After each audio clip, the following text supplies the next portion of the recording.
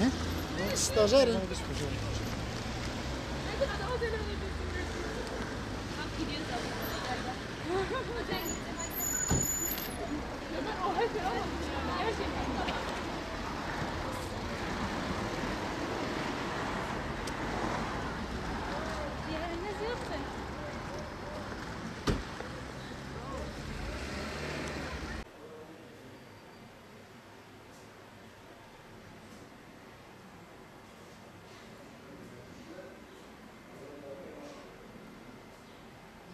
Yaklaşık olarak 10 gündür Hilvan Devlet Hastanesi'ndeki görev yapan tek kadın doğum uzmanımız geçici görevlendirme ile Urfa'ya alınmış.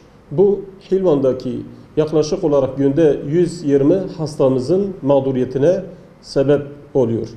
Bununla ilgili devlet hastanemiz başhekimiyle yaptığımız görüşmede ki inşallah kısa sürede giderilir ve bu konuyla ilgili Sağlık İl Müdürümüzün, Sağlık Bakanlığımızın hassasiyet göstermelerini Hilvan yaklaşık olarak Urfa'ya 60 kilometre uzaklıkta bu günlük olarak 120 hastanın aynı doktora 120 hastanın aynı doktora 60 kilometre yol kat ederek gitmesine ve bu şekilde mağdur olması demektir.